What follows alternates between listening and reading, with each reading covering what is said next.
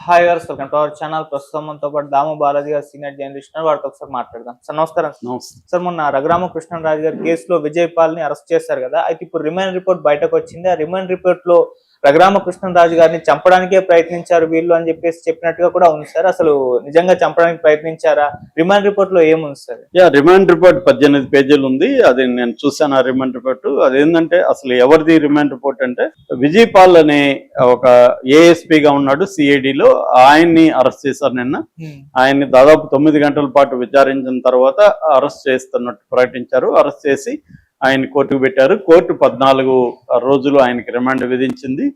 So దాంట్లో remand విధించినప్పుడు వీళ్ళు report submit చేస్తారు. ఆ రిపోర్ట్ 18 పేజీలు ఉంది. అందులో కొన్ని సంచలనమైన విషయాల్ని బయటికి తీసుకొచ్చారు పోలీసులు. అంటే ఇప్పటి వరకు తమ విచారణలో ఏం తేలింది అని చెప్పడానికి రఘురామకృష్ణరాజును చంపడానికి ప్లాన్ చేశారు, ఆయన్ని లాకప్ డెత్ చేయడానికి ప్లాన్ చేశారు అనేది సంచలనమైన ఆరోపణ. అంటే మామూలుగా రఘురామకృష్ణరాజు ఎప్పటి నుంచో ఇదే ఆరోపణ చేస్తున్నాడు. నన్ను 3 సార్లు చంపడానికి ట్రై చేశారు, నేను అదృష్టం బాగుండి బయటపడ్డాను, నన్ను తీవ్రంగా చిత్రహింసలు పెట్టారు అని ఆయన ఆరోపించాడు. దాని తర్వాత జగన్ ప్రభుత్వం కూలిపోగానే ఆయన జూలైలో గుంటూరులో వెళ్ళి కేసులు పెట్టాడు. అందులో మొదటి ముద్దాయి సునీల్ కుమార్, ఆయన సిఐడి చీఫ్ గా ఉన్నాడు.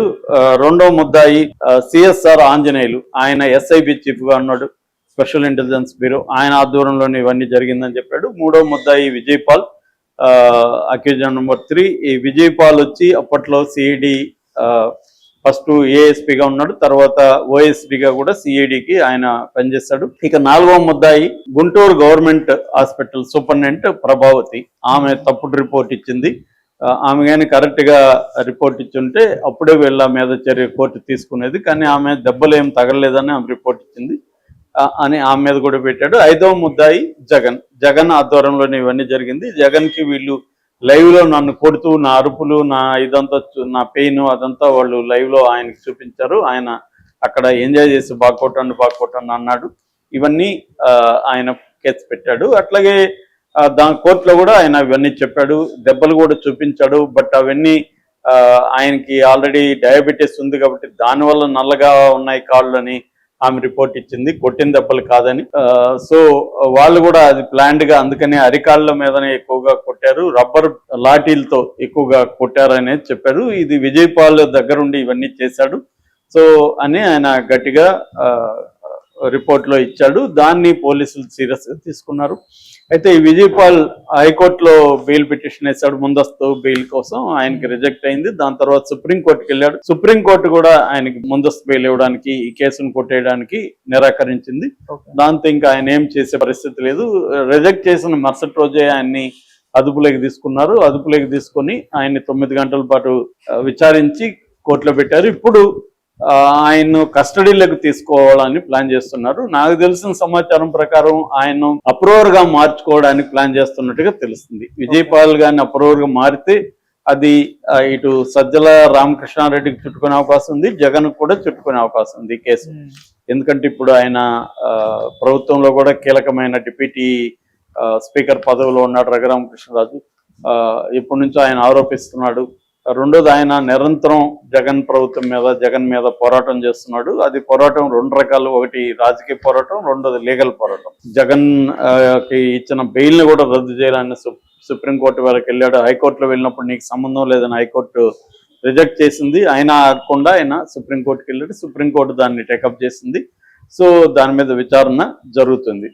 సో అంటే ఆయన అంటారు, అతడే ఒక సైన్యం లాగా ఆయన ఒంటరిగానే జగన్ మీద పోరాటం చేశాడు. బట్ ఆయనకి తెలుగుదేశం మీడియా కానీ, తెలుగుదేశం నాయకులు కానీ సపోర్ట్ అయితే తర్వాత కాలంలో సపోర్ట్ చేశారు. సో దానికి తగినట్టే ఆయన అనుకున్న స్పీకర్ రాకపోయినా ఆయన డిప్యూటీ స్పీకర్గా అయితే ఆయనకి చంద్రబాబు ఇచ్చి ఆ రకంగా న్యాయం చేశాడు. సో ఇప్పుడు ఈ గవర్నమెంట్ ఉంది కాబట్టి ఈ గవర్నమెంట్ లో గత ప్రభుత్వం చేసిన అనేక అరాచకాలు కావచ్చు, అక్రమ అరెస్టులు కావచ్చు, ఇటు పోలీసు వైలెన్స్ కావచ్చు, వీటి మీదంతా కూడా ఈ ప్రభుత్వం రకరకాల చర్యలు చేపట్టింది. అందులో భాగంగానే విజయ్ పాల్ని అరెస్ట్ చేసింది. విజయ్ పాల్ గాని ఇప్పుడు అప్రూవర్ గా మారితే మాత్రం ఇటు సునీల్ కుమార్, అటు సిఎస్ఆర్ ఆంజనేయులు, ప్రభావతి, జగన్, సజ్జల వీళ్ళందరికీ కూడా సీరియస్ అయ్యే అవకాశం ఉంది. ఎందుకంటే అప్రూవర్గా మారినప్పుడు ఆ కేసు కొంత గట్టిగా నిలుస్తుంది. రెండోది ఈయన ఇన్వాల్వ్మెంట్ ఉంది కాబట్టి డైరెక్ట్గా ఈయన చెప్పగలడు. ఇప్పుడు రేపు ఈయన అప్రూవర్గా మారి కొట్టింది నిజమే, చంపాలనుకున్నది కూడా నిజమే, ఇదంతా జగన్ ఆదేశాల ప్రకారమే జరిగిందంటే మాత్రం ఖచ్చితంగా జగన్ కూడా అరెస్ట్ చేసే అవకాశం ఉంది. ఇది సీరియస్ అలిగేషన్, అంటే అటెంప్ట్ టు మర్డర్ కిందకు వస్తుంది. అటెంప్ట్ టు మర్డర్ అనేది లైఫ్ కూడా పడే అవకాశం ఉంది కాబట్టి బెయిల్ కూడా అంత ఈజీగా రాదు. నాన్ బెయిలబుల్ కేసు సెక్షన్ల కింద వీళ్ళ మీద కేసులు పెట్టే అవకాశం కనబడుతుంది. సో అందుకని రిమాండ్ రిపోర్టు ఈ రకంగా తీసుకెళ్తున్నట్టుగా మనకు కనబడుతుంది. అంటే ఇది హత్యా ప్రయత్నం అనేది సీరియస్ క్రైమ్. హత్య తర్వాత హత్య ప్రయత్నమే సీరియస్ క్రైమ్ కదా. సో అటువంటి పైగా ఏంటి, ఇది పోలీసు కస్టడీలో ఉన్న వ్యక్తి మీద హత్యా ప్రయత్నం కాబట్టి ఇది పోలీసు ఆఫీసర్లకి సీరియస్ కేసు అవుతుంది. ఇటు జగన్ కావచ్చు, సజ్జల దీన్ని ఆర్గనైజ్ చేశాడు, నిన్న కూడా వార్తలు వచ్చాయి. సో సజ్జలకు కూడా ఇది సీరియస్ అయ్యే అవకాశం అయితే ఉంది. ఎందుకంటే ఇప్పుడు ఎఫ్ఐఆర్ లో ఉన్న పేర్లే రేపు ఛార్జ్ షీట్ లో ఉండాలని ఏం లేదు. ఎఫ్ఐఆర్ లో మళ్ళీ ఎక్స్ట్రా కూడా పేర్లు మెమో ద్వారా యాడ్ చేయొచ్చు. అట్లా రేపు పొద్దున ఇంకెవరెవరిని యాడ్ చేస్తారు అనేది కూడా చూడాల్సి ఉంది. ఎందుకంటే సజ్జల పేరు కూడా రాబోతుంది. సజ్జల దీన్ని అంతా కూడా పర్యవేక్షించింది జగన్ తరఫున సజ్జలే. ఎందుకంటే సిఐడి వాళ్ళే చంద్రబాబును కూడా అరెస్ట్ చేశారు. సిఐడి వాళ్ళే ఇటు రామోజీరావును కూడా విచారించడం కావచ్చు, రామోజీరావుని వేధించడం కావచ్చు, ఇవన్నీ సిఐడి ద్వారానే జగన్ చేయించాడు. కాబట్టి ఆ సిఐడి అధికారులు బాధ్యత వహించాల్సింది. వాళ్ళు ఎందుకంటే వాళ్ళు పర్సనల్ గా తీసుకొని దీన్ని ఒక ఎంపీ స్థాయి వ్యక్తిని చంపడానికి ప్రయత్నించడం అనేది సీరియస్ క్రైమ్ అవుతుంది. అది కానీ ప్రూవ్ అయితే నిజంగా కొట్టారా లేకపోతే టార్చర్ చేశారా, చంపాలని ట్రై చేశారా అనేది మనకు తెలియదు, కోర్టు తేల్చాలి. కానీ పోలీస్ వైలెన్స్ అనేది వెరీ కామన్ ఇండియాలో. లాకప్ వైలెన్స్ అనేది కూడా వెరీ కామన్. లాకప్ డెత్లు కూడా వెరీ కామన్. అనేక సార్లు ఆమ్నెస్టీ ఇంటర్నేషనల్ లాంటి ఇంటర్నేషనల్ హ్యూమన్ రైట్స్ ఆర్గనైజేషన్స్ కూడా ఈ విషయాన్ని తీసుకోలేదు. అంటే హ్యూమన్ రైట్స్ వైలేషన్లో ఇండియా వర్స్ట్ కంట్రీస్ లో ఇండియా కూడా ఒకటి. ఈ హ్యూమన్ రైట్స్ వైలేషన్ అనేవి పోలీసు వైలెన్స్ గా మనకు కనబడుతుంది. పోలీసు వైలెన్స్ కావచ్చు, జైళ్లలో ఖైదీల మీద వైలెన్స్ కావచ్చు, ఇటువంటి దీన్నే రాజ్యహింస అని చెబుతుంటారు. ఈ రాజ్యహింస అనేది స్టేట్ వైలెన్స్ అనేది చాలా స్ట్రాంగ్ ఉంటుంది. ఒకప్పుడు స్టేట్ వైలెన్స్ పౌర సంఘాలు, ప్రజా సంఘాలు, నక్సలైట్లు, దళిత మహిళా సంఘాలు ఇలాంటి వాళ్ళ మీద స్టేట్ వైలెన్స్ ఉండేది. అట్లాగే పై కులాలకి చిన్న కులాలకి మధ్య ఇది వచ్చినప్పుడు తోకాళ్ళ కింది కులాల మీద స్టేట్ వైలెన్స్ ఉండేది. ఇవాళ ఏంటంటే అది పొలిటిక్స్ రైవలరీస్ మీద కూడా స్టేట్ వైలెన్స్ అనేది మన దేశంలో రాను రాను బాగా పెరుగుతుంది. ఒక పక్క జర్నలిస్టులు, సివిల్ సొసైటీ నాయకులు వీళ్ళ మీద ఉంది.